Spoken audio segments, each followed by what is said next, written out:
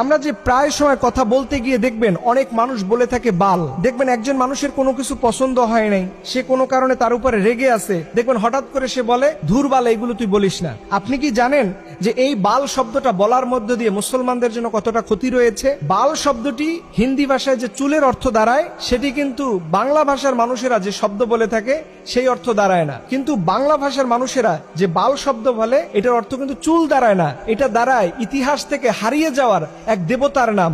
যেই দেবতা সম্পর্কে আল্লাহ পাক আমাদেরকে সতর্ক করে বলেছেন 37 নম্বর সূরার 125 নম্বর আয়াতে যে তোমরা বাল দেবতার অনুসরণ করো না। আল্লাহ পাক বলছেন আতাদউনা বালাউ ওয়া তাযারুনা আহসানাল খালিকিন।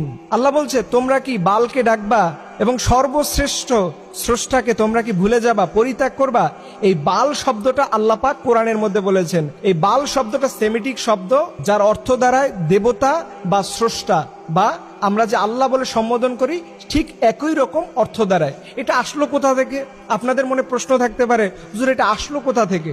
এটা আসছে মুসা আলাইহিস সালাম যখন আল্লাহর নির্দেশে 40 দিনের একটা ধ্যান করার জন্য তুর পাহাড়ে গেলেন, তখন ওনার যে অনুসারীরা ছিল তাদেরকে বলছে তোমরা যতটুকু আল্লাহর পক্ষ থেকে নিয়ম পেয়েছো এটাই মানবা। কিন্তু তার মধ্যে একজন ছিল সামিরি নামের। এই সামিরি কি করলো, হঠাৎ কিছুদিন যাওয়ার পরে সে একটা গরুর মূর্তি করলো এবং এই গরুর পূজা শুরু করলো। দেখবেন এই সামিরির যে তৈরি করা যে গরুটা ছিল, সেই গরুর যে শিং ছিল, শিংয়ের মাঝখানে দেখবেন সূর্য দেখা যায়। ঠিক এই বাল দেবতাটাও এই একই রকম, এবং মিশরীয় সভ্যতায় অনেক মূর্তির মাথার ভিতরে দেখবেন দুই পাশে দুইটা শিং থাকে এবং মাঝখানে সূর্য থাকে।